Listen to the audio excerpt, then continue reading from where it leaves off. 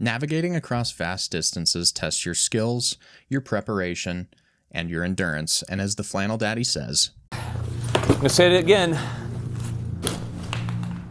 If you're not fit, you're going to die. Welcome to Long Distance Navigation, where we'll learn to plan extended routes, manage your resources, and maintain accuracy over days of travel.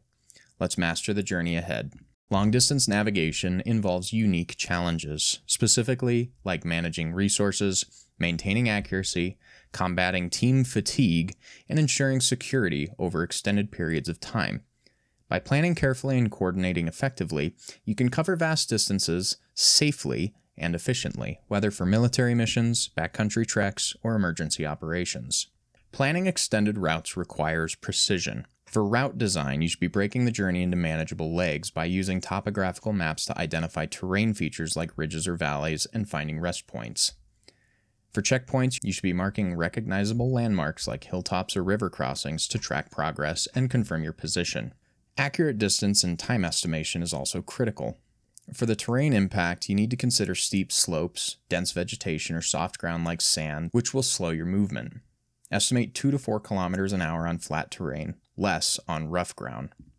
For your load considerations, recognize the fact that heavy packs will reduce your team's speed, and you should factor in 10 to 20% slower rates for heavier loads. Pace counting and time planning are things that we've touched on in previous episodes, so I won't dive too much into them here, but remember, they do matter for long-distance navigation. Use your map scales and compass bearings to calculate each leg accurately. Resource management sustains long-distance travel. For your food, you should be planning on 2,000 to 3,000 calories per person daily. Prioritize lightweight, high-energy foods. For your water, you should be estimating about 2 to 4 liters per person daily. This depends on the climate, exertion level, and terrain. Identify water sources like streams on maps to replenish your supply. For resupply points, you should plan caches or rendezvous points for food and water to reduce your pack weight. Pack water purification tools to ensure safe drinking from natural sources as well. Resupply points keep your team operational. Pre-position caches with food, water, or gear in concealed locations like wooded areas or dead space. Mark your coordinates precisely on maps and GPS for easy retrieval. At the beginning of the school year, he had buried a quart jar of pennies underneath his house. He drew a treasure map so he could find them again. A week later, his mom cleaned out his room and threw away the map. Vern had been trying to find those pennies for 9 months. Plan multiple supply points to account for route changes or delays, and secure your caches to prevent detection by enemies or wildlife. Weather can also disrupt your long-distance navigation. Rain will flood valleys or create muddy trails. Snow or ice will reduce traction, requiring cautious movement and elevating the risk of injury. And fog will obscure landmarks, which emphasizes your compass or GPS reliance. So check forecasts and plan extra time for delays using maps to identify sheltered routes or campsites. Equipment failure can and will derail a mission, so plan contingencies. You should be carrying backup navigation tools like a spare compass or map, and pack repair kits for gear like your GPS devices or torn or weathered gear.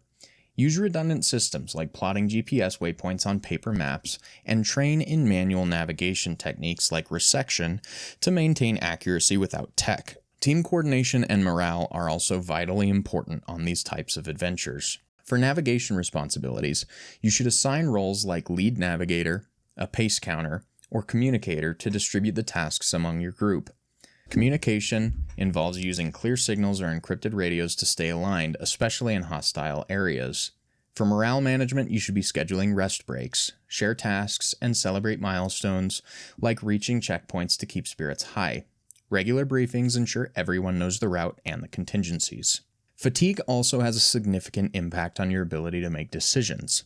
Exhaustion leads to navigation errors, like misreading bearings or miscounting paces.